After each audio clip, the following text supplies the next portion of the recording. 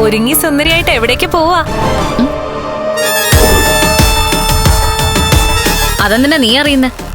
എങ്ങോട്ടെങ്കിലും യാത്ര പ്ലാൻ ചെയ്യാണെങ്കിൽ അത് പറ്റില്ല എന്ന് പറയാനാ ഞാൻ വന്നത്. എന്താ നിന്റെ ഉദ്ദേശം? കണ്ണേട്ടന്റെ അച്ഛനെ അപകടത്തിൽ കൊന്നത് നിന്റെ അച്ഛനാണെന്ന് അറിയാൻ പാടില്ലാത്ത ഒരാൾ അറിഞ്ഞു. കണ്ണേട്ടന്റെ അമ്മാവൻ. അതയാൾ ശരിക്കും മുതലാക്കാൻ നോക്കി. എന്നെ ബ്ലാക്ക്മെയിൽ ചെയ്ത് പണം തട്ടാൻ നോക്കി. അത് അയാളുടെ മകന്റെയും ശരിക്കുള്ള സ്വഭാവമാ. അതിന് ഈ ജന്മം അവർക്ക് പുറത്തു കിടക്കാൻ പറ്റില്ല. പക്ഷെ അതിന്റെ വിഹിതം പറ്റാൻ പോയി നീ. അതിന് നിന്റെ കയ്യിൽ എന്തെങ്കിലും തെളിവുണ്ടോ? തെളിവില്ലെങ്കിൽ തെളിയിക്കാം. എന്നെ ബ്ലാക്ക്മെയിൽ ചെയ്ത വാമദേവനെ കൊണ്ട് തന്നെ പറയിക്കാം നീ പണം പറ്റാൻ അയാളുടെ വീട്ടിൽ പോയെന്ന്.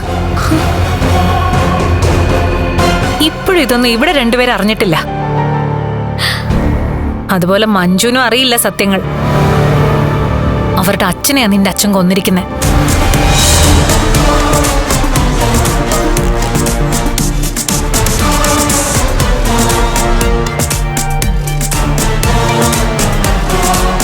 അതിന് കണ്ണേട്ടന്റെ അമ്മാവൻ എന്നെ ബ്ലാക്ക്മെയിൽ ചെയ്തതുപോലെ ഞങ്ങള് ചെയ്യില്ല. പക്ഷെ നിന്റെ അച്ഛൻ അന്നും അതിനു ശേഷവും ചെയ്ത പ്രവർത്തികൾക്ക്, നീ ചെയ്ത കർമ്മങ്ങൾക്ക് നിനക്ക് ചെറിയ ശിക്ഷ കിട്ടിയേ പറ്റൂ.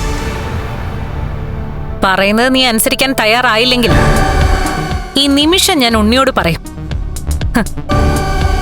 അവന്റെ അച്ഛനെ ലോറി കയറ്റി കൊന്നത് എന്റെ രണ്ടാനച്ഛനാണെന്ന്.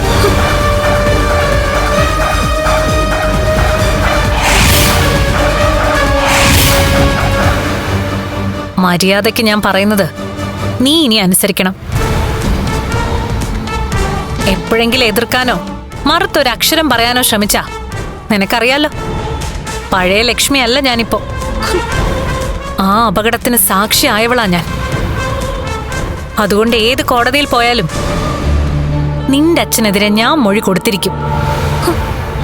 അയാൾക്ക് ജയിലിലേക്ക് പോകാനുള്ള അവസരം ഉണ്ടാക്കിയിരിക്കും. അതൊഴിവാക്കേണ്ടത് ഒരു മകൾ എന്ന നിലയിൽ നിന്റെ കടമയാ. അതുകൊണ്ട് നീ മര്യാദയ്ക്ക് വരാൻ നോക്ക്. എങ്ങോട്ടാ ഞാൻ വരേണ്ടത്? എന്റെ പിന്നാലെ വന്നാ മതി. അപ്പം നിനക്ക് മനസ്സിലായിക്കോളും എങ്ങോട്ടാ വരേണ്ടതെന്ന്.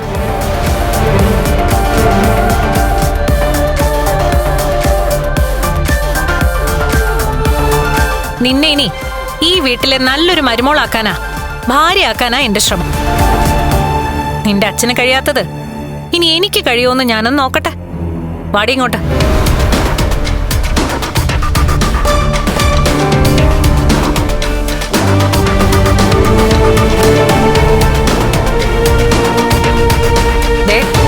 മര്യാദയ്ക്ക് വരാനല്ലേ നിന്നോട് പറഞ്ഞത്?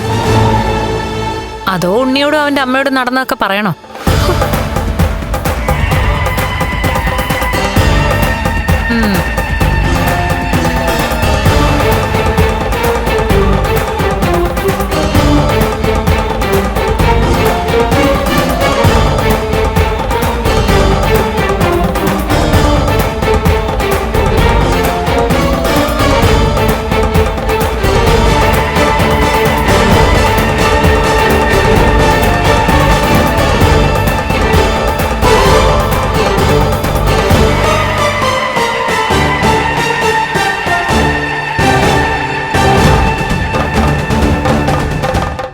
ഇങ്ങോട്ട് വാ.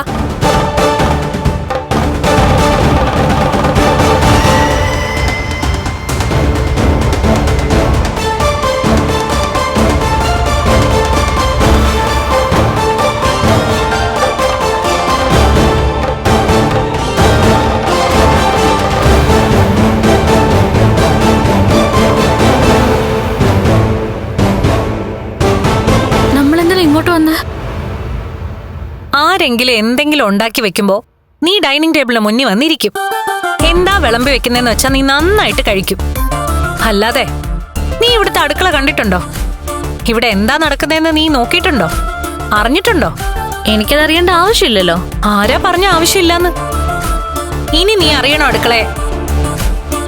അതിന്റെ ആദ്യ പടിയെന്നോണം പാലെടുത്ത് വെച്ചിട്ടുണ്ട്. തിളപ്പിക്ക്. തിളച്ച് തൂവിയാലും കുഴപ്പമില്ല. ഇതൊരു തുടക്കമല്ലേ? അപ്പൊ പാല് തിളച്ചു തൂവുന്നത് നല്ലതാ. എന്തിനാ പാല് തിളപ്പിക്കുന്നത്? ചായ ഉണ്ടാക്കാൻ. അതിനകത്തേക്ക് പാകത്തിന് തേയിലയും പഞ്ചസാര ഇട്ടാ ചായ റെഡി. എനിക്കതിന്റെ പാകമൊന്നും അറിയില്ല. അതിനല്ലേ ഞാനിവിടെ നിൽക്കുന്നേ. എത്ര സ്പൂൺ തേയില ഇടണം എന്ന് ഞാൻ പറഞ്ഞുതരാം. പക്ഷേ അത് നാളെ എന്നെ കൊണ്ട് ചെയ്യിപ്പിക്കരുത്. നാളെ അതിരാവിലെ അടുക്കളയിൽ കയറി കൃത്യമായിട്ട് ചായ ഉണ്ടാക്കി തരണം. തുടങ്ങിക്കോ.